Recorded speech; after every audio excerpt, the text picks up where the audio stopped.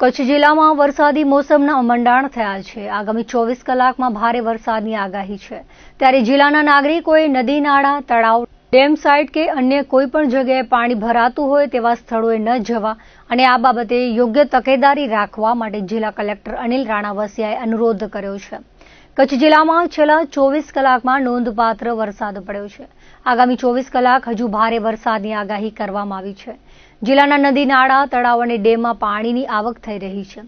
ત્યારે આ સ્થળોએ કોઈ વ્યક્તિ ન જાય અને કોઈ પણ દુર્ઘટના બનવા ન સર્જાય તે માટે વહીવટી તંત્ર દ્વારા વિવિધ પગલાં લેવામાં આવી રહ્યા છે। આ બાબતે કચ્છ કલેક્ટર અનિલ રાણાવસિયાએ જિલ્લાવાસીઓ પાસે પણ સહકારની અપેક્ષા સાથે જણાવ્યું હતું કે કચ્છમાં 24 કલાકમાં ભારે વરસાદ અને ફ્લેશ ફ્લડ એટલે કે ઓછા સમયમાં ભારે વરસાદની પરિસ્થિતિ નિર્માણ થાય તેવી શક્યતા છે। ખાસ કરીને રાપર, ભચાઉ, માંડવી, મુન્દ્રા, ભુજ, અંજાર તેમજ ગાંધીધામ વિસ્તારમાં સાવચેતીના ભાગરૂપે ડેમ, નાળા, નદી તથા જળાશયો નજીક ન જવા અને બાળકોનું પણ ધ્યાન રાખી અકસ્માત નિવારવા નાગરિકોએ સતર્ક રહેવું। નાગરિકોને રસ્તાઓ તથા કોઝવે પરથી પાણી પસાર થતું હોય ત્યારે રસ્તો પાર ન કરવા તથા ઊંડા પાણીમાં ન જવા માટે યોગ્ય કાળજી રાખવા માટે જિલ્લા કલેક્ટર દ્વારા અનુરોધ કરવામાં આવ્યો છે। હજુ ભારે વરસાદની આગાહી છે ત્યારે જિલ્લા વહીવટી તંત્ર કોઈ પણ પરિસ્થિતિને પહોંચી વળવા સજ્જ છે। હાલ સમગ્ર કચ્છમાં વરસાદી માહોલના કારણે સર્જાયેલી સ્થિતિ પર જિલ્લા તથા તાલુકા કંટ્રોલ રૂમ દ્વારા ચાંપતી નજર રાખવામાં આવી રહી છે। તાલુકાથી જિલ્લા સુધી તમામ સ્તરે રાઉન્ડ ધ ક્લોક સંદેશા વ્યવહાર કરવામાં આવી રહ્યો છે। જિલ્લામાં ભુજ એનડીઆરએફની એક ટુકડી મૂકવામાં આવી છે। જરૂર પડશે તો વધુ ટુકડીઓ બોલાવવામાં આવશે તો કોઈ પણ મુશ્કેલ સ્થિતિને પહોંચી વળવા સતત તૈનાત છે। જિલ્લામાં ફાયર, પોલીસ, પંચાયત, પીજીવીસીએલ, આપત્તિ વ્યવસ્થાપન સહિતના તમામ વિભાગની ટીમ તૈયાર છે। કોઈ પણ બનાવની વિગતો નાગરિકોને મળે તો તેઓ તે વિગતો કંટ્રોલ રૂમ સુધી પહોંચાડી શકે છે। જિલ્લામાં કોઈ પણ પરિસ્થિતિને પહોંચી વળવા માટે જિલ્લા વહીવટી તંત્ર સજ્જ છે। કચ્છ જિલ્લામાં ભારે વરસાદની પરિસ્થિતિને ધ્યાને લઈને નાગરિકોની સહાયતા તેમજ માર્ગદર્શન માટે કંટ્રોલ રૂમ શરૂ કરવામાં આવ્યા છે।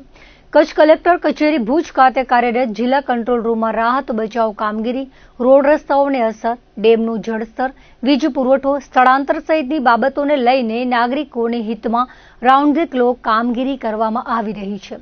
તાલુકા કક્ષાએ પણ વિવિધ કંટ્રોલ રૂમ કાર્યરત છે ત્યારે ત્યાંથી આવતી તમામ માહિતીનું સંકલન કરીને હાલની ભારે વરસાદની પરિસ્થિતિ ઉપર નજર રાખવામાં આવી રહી છે। કંટ્રોલ રૂમનું સીધું જ મોનિટરિંગ કચ્છ કલેક્ટર દ્વારા કરવામાં આવી રહ્યું છે। નાગરિકોની ફરિયાદોનું ત્વરિત નિવારણ આવે અને કોઈ પણ પરિસ્થિતિને પહોંચી વળવા control room round the clock કામગીરી કરી રહ્યું છે। કચ્છ જિલ્લા માટે હવામાન વિભાગે આગામી 24 કલાકમાં ફ્લેશ ફ્લડ પ્રકારની સ્થિતિ નિર્માણ થઈ શકે છે એવી આગાહી કરી છે।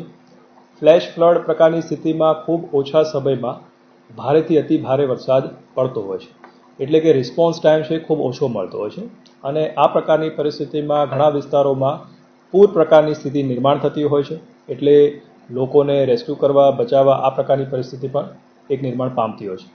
આપના માધ્યમથી મારે ખાસ લોકોને વિનંતી છે કે આ બાબતે ખાસ તકેદારી રાખે, બિનજરૂરી બહાર નીકળવાનું ટાળે અને સ્થાનિક અમારા જે અધિકારી આપને જે પણ સૂચના આપે એનું ખાસ પાલન કરે અને ફિલ્ડમાં પણ અમારા પોલીસ વિભાગના અને અન્ય વિભાગના લોકો હાજર હોય છે, એમની મદદ લઈ શકે છે।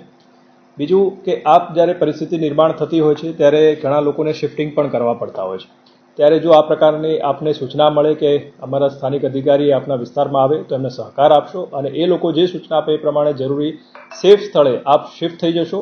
આપની જાનમાલનું નુકસાન એ સરકારની હંમેશા ટોપ પ્રાયોરિટી રહી છે એટલે આપની અપેક્ષા આ બાબતે હું રાખું છું। અત્યારે આપણા પાસે જિલ્લામાં એનડીઆરએફની એક ટીમ ઉપલબ્ધ છે જેની સાથે પણ અમે બેઠક કરી છે અને રાજ્ય સરકારમાંથી એક વધારાની એસડીઆરએફની ટીમ પણ આપણે માંગી છે જે પણ રાજ્ય સરકારે અત્યારે મંજૂર કરી છે। ઉપરાંત જેટલા પણ વિભાગ હોય એની સાથે પણ સંકલન બેઠક એ કરી લેવામાં આવી છે। આપણા જિલ્લામાં જે આર્મી છે, બીએસએફ છે, કોસ્ટગાર્ડ છે એ જવાનો સાથે અને એમના સંબંધિત અધિકારીઓ સાથે બેઠક થઈ અને એ લોકોએ પણ આપણને ખાતરી આપી છે કે કોઈ પણ પ્રકારની પરિસ્થિતિમાં એમની જો મદદની જરૂર જણાય તો એ લોકો ખડે પગે રહેશે। जैसा कि कमांडेंट श्री सुरेंद्र सिंह के मार्गदर्शन तथा स्थानीय जिला प्रशासन की मांग पर यहाँ पर ये टीम 21 जून से तैनात है। हमने इससे पहले यहाँ पर जितने भी लो लाइन एरिया का विजिट कर लिया है और उन्हें मैपिंग कर लिया गया है और जितने भी स्थान है लो लाइन जहाँ पर इस टाइप की सिचुएशन हो सकती है उनका विजिट कर लिया है। और अभी सुबह में भी जैसे कि रेड अलर्ट है 24 घंटे का, तो कलेक्टर सर के साथ मीटिंग हुई हमारी, उसमें तय हुआ कि भाई कौन सी स्थान पर कहाँ पर आने की संभावना है, जैसे कि अंजार, रापर, ऐसे इलाकों के लिए हमारी टीम जब भी जरूरत पड़ेगी हम बिल्कुल विदिन 5 मिनट में यहाँ से निकल जाएंगे। टीम में तैयार है हमारे पास जितने भी जैसे सामान है फ्लड के आइटम, जिसमें बोट्स, OBM और इसके अलावा CSR, CBRN तथा रोप रेस्क्यू की भी हमारे पास हमारी पूरी तैयारी है। जैसे कि इसमें हमारे पास जो फ्लड आइटम होते हैं, साथ ही CSR के जो सामान होते हैं जिसमें भी इक्विपमेंट्स होते हैं, CBRN इक्विपमेंट्स होते हैं, रोप रेस्क्यू इक्विपमेंट है, उन सभी के साथ सज्जित हम पूरे। और हमारी 130 की टीम में टोटल 30 लोग रहते हैं इसमें।